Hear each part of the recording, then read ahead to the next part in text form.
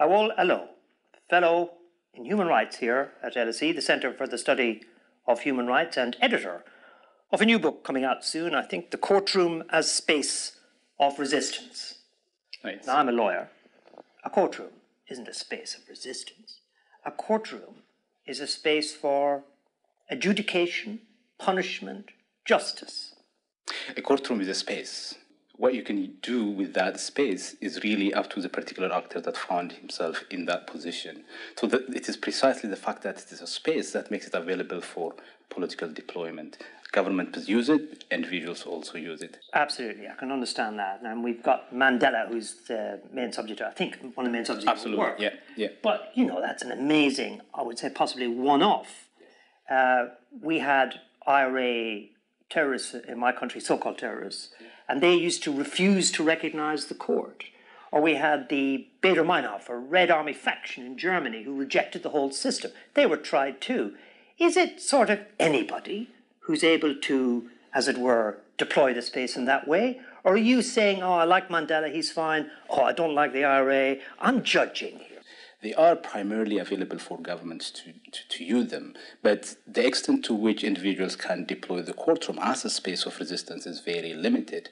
But depending on the particular strategy that those particular individuals design, depending on their understanding of the law, depending on their conception of the juridical sphere, there is still opportunities, transformative opportunities to be appropriate. But you've in a sense given a point away, I think, because you've said, oh, mainly it's government.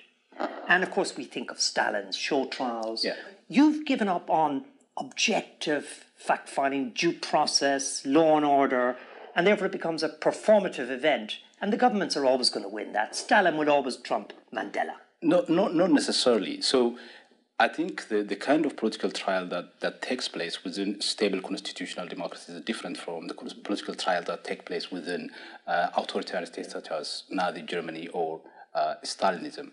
But the point is that the space of the courtroom, precisely because of the architectural space, precisely because of the discursive nature of legal norms or legal rules, because of that open indeterminacy, there is a space that can be appropriate, and it has been done in several occasions. But the extent to which that can be effectively deployed depends on a number of factual, legal, and also local circumstances. I see what you mean. So take, say, Ethiopia, which you write about a lot, and you're from Ethiopia, I think. Yeah. There's been a recent trial, Al-Habash trial, so-called terrorist conspiracy charges against a variety of leaders of an Islamic organization, a religious element.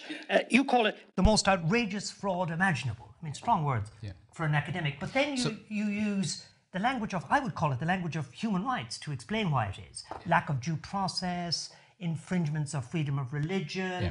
Is this human rights thing, you're in the Centre for Human Rights, is it a good defence against this kind of abuse of legal processes? The point I am making in that particular piece is that the ways in which the Ethiopian government deploys its courts and its legal system overall is one very much similar to the situation we had in apartheid South Africa. I'm not saying that Ethiopia is the same as apartheid South Africa, but in fact, if you actually look at the particular operation of these two courts, that is apartheid courts and Ethiopian courts today, in apartheid, the legal system is quite legalistic. That is, the correspondence between law and the actions of the government are respected. And if you look at the Ethiopian government on that scale, they can't pass that scale because there is simply no correspondence. They're not playing any kind of game. It's very arbitrary. Now, does that mean that human rights, which people say is kind of Western, and you're a kind of crit guy, that human rights is really helpful here as a way of articulating a critique of the government? Would that be true? You're a kind of universalist on human rights. No, I wouldn't say I am universalist, but in that particular case, people are denied the basic right to defend themselves. The ways in which counter-terrorism legislations are used today is pretty much similar in their logic, in their rationality, with that of how anti-communism laws were deployed in apartheid South Africa and other parts of the world. So what I am against in that particular case is the ways in which people are denied the very basic right, due process to defend themselves in the court. So whether you articulate that in the language of human rights and something else doesn't really matter to me. So you're a kind of reluctant human rights guy here, right? Well, I would say I am interested in human rights, but I want to see it critically. Yes. So, I like the values that the Enlightenment gave us, but not a complete affirmation of those values. But insofar as they gave us the language of human rights, the language of liberty, equality, you want to take that. I want to take that, but at the same time, I want to be aware of the kinds of things that they conceal and normalize. Your writing, if I may say so, is very compelling, partly because it is so aggressive, so strong. People might say flamboyant. Where are you going to be in the future? An academic, political activist? What does the future hold for you? I've always seen myself as an academic, and I am at the moment an aspiring academic. But I think the reason that I have entered into the realm of activism at the moment is what goes on in my country is simply intolerable to anyone with the right thinking mind. So it's my duty as an individual to contribute my part in terms of transforming the political process in that country. Awol Allo, thank you very much for subjecting yourself to the Gearty Grilling. Thank you. Thanks for having me.